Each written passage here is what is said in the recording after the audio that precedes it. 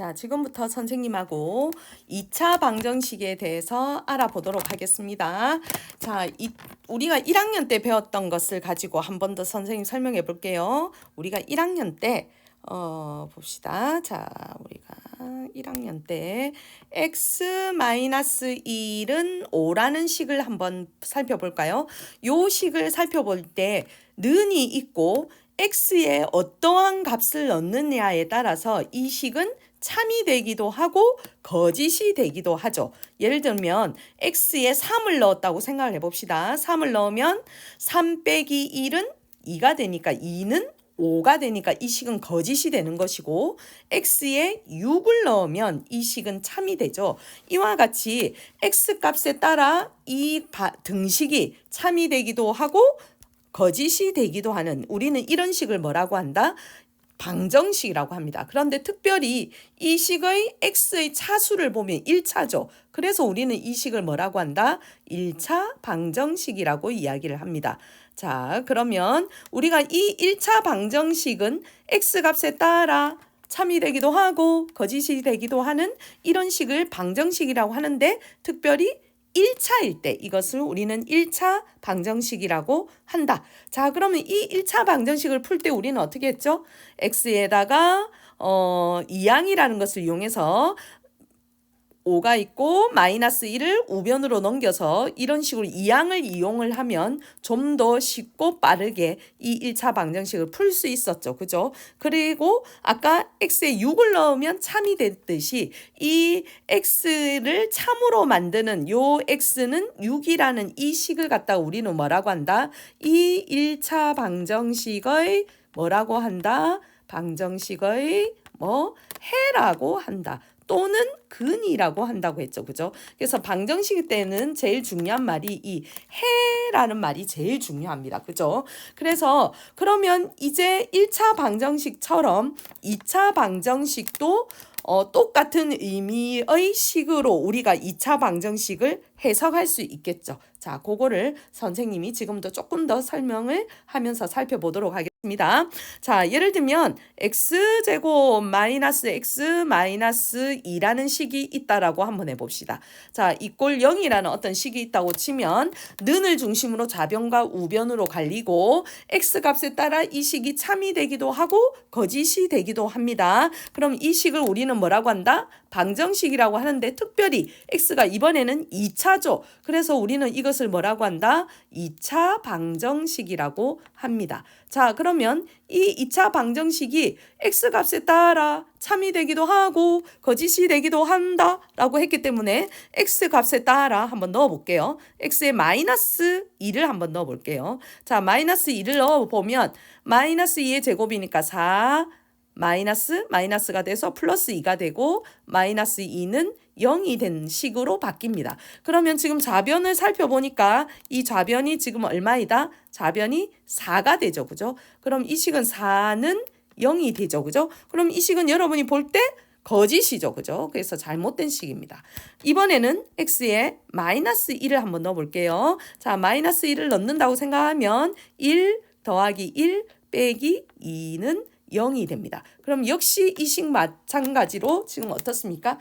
2 빼기 2니까 좌변이 지금 0이 된다는 사실을 알 수 있죠. 그죠? 그럼 0 이꼴 0이니까 이 식은 뭐가 된다? 지금 참이됨을 알 수 있습니다. 이 식은 참입니다. 자, 이번에는 x에다가 0을 한번 넣어볼게요. 자, 이번엔 조금 더 암산을 해볼까요? 0 빼기 0 마이너스 2는 0이 되죠. 그죠? 그럼 이 식은 역시 거짓입니다. 자, 이번에는 x에 1을 한번 넣어볼게요. 자, 1을 넣으면 1 빼기 1 마이너스 2는 0이 되죠. 그죠? 자, 역시 1을 넣었더니 이 식은 뭐가 된다? 거짓이 됨을 알 수 있습니다. 자, 이번에는 x에 2를 한번 넣어보겠습니다. 넣어보면 4 빼기 2. 그러면 현재 2 빼기 2는 0. 다시 말하면 0 이꼴 0이 되죠. 그럼 이 식은 참이됨을 알 수 있습니다. 그래서 우리가 여기서 알 수 있는 게 이 방정식을 참으로 만드는 것을 해라고 한댔죠. 그런데 신기하게도 2차 방정식은 이 방정식을 참으로 만드는 값이 몇 개다? 2개다. 자, 그래서 이 2차 방정식의 해는 우리가 2개임을 알 수 있다. 자, 오늘의 가장 중요한 하이라이트입니다. 2차 방정식의 해는 무조건 몇 개이다? 2개이다. 2개가 나옴을 알 수 있습니다. 그러면 이 2개를 우리는 답을 적을 때는 x는 마이너스 1 또는 x는 2일 때 참이됨을 알 수 있죠. 그죠? 그러면 우리는 2차 방정식의 해를 적을 때는 어떻게 적는다? 자, 2차 방정식의 해는 알고 보니까 답이 2개더라. 그리고 그 답을 적을 때는 x는 마이너스 1 또는 x는 2다 라고 이렇게 적는 것을 우리는 이 2차 방정식의 해라고 합니다. 자, 그래서 오늘의 여러분이 가장 중요한 것들을 개념을 잡아보면 1차 방정식은 해가 몇 개? 1개. 2차 방정식은 해가 몇 개? 2개라는 사실을 알 수 있다. 그리고 2차 방정식 해를 적을 때는 x는 마이너스 1 또는 x는 2라고 이렇게 적으면 되겠습니다. 그리고 한 가지 더 오늘 거 한 번 더 적어보면 2차 방정식은 2차로 시작하기 때문에 ax제곱 더하기 bx 더하기 c는 0의 꼴을 우리는 뭐라고 한다? 2차 방정식이라고 하는 것을 알 수 있겠습니다. 자, 그러면 오늘 한 내용을 바탕으로 선생님이 아주 중요한 개념을 한번 집어주도록 하겠습니다. 자, 무슨 말이냐면 우리가 앞으로 이제 2차 방정식을 많이 풀 거예요. 그죠? 자, 그럼 예를 들면 이런 거죠. 2x-1은 5라는 것은 1차 방정식이죠. 그죠? 그럼 이 1차 방정식을 푸는 방법은 2x는 5 더하기 1 해서 2항을 이용했습니다. 그래서 2항을 이용해서 2x는 6 해서 x는 3이라는 과정으로 우리가 1학년 때, 2학년 때는 2항을 이용해서 1차 방정식의 해를 구했습니다. 자, 그런데 2차 방정식은 푸는 방법이 다양합니다. 자, 그래서 다음 시간부터는 2차 방정식을 푸는 여러 가지 방법에 대해서 알아볼 건데 2차 방정식을 푸는 방법은 뭐다? 여러 가지가 있다. 자, 그러면 우리가 예를 들면 다음 시간에부터 x는 x제곱 마이너스 예를 들어 2x 뭐라 해볼까요? 마이너스 15는 0 이런 식으로 우리가 앞으로 풀게 될 거예요. 자, 그런데 이 방정식을 푸는 방법은 몇 가지? 여러 가지 방법이 있다. 자, 그 방법을 한번 잠시 소개를 해도록 하겠습니다. 자, 첫 번째 방법은 뭐다?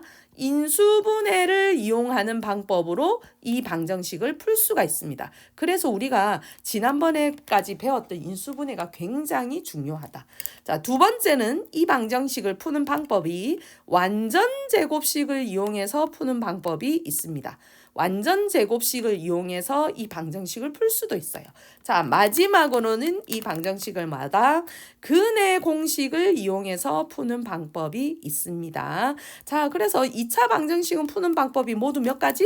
3가지나 된다라는 것을 여러분이 기억을 합니다. 자, 그러면 각각의 푸는 방법에 대해서 장단점이 있겠죠.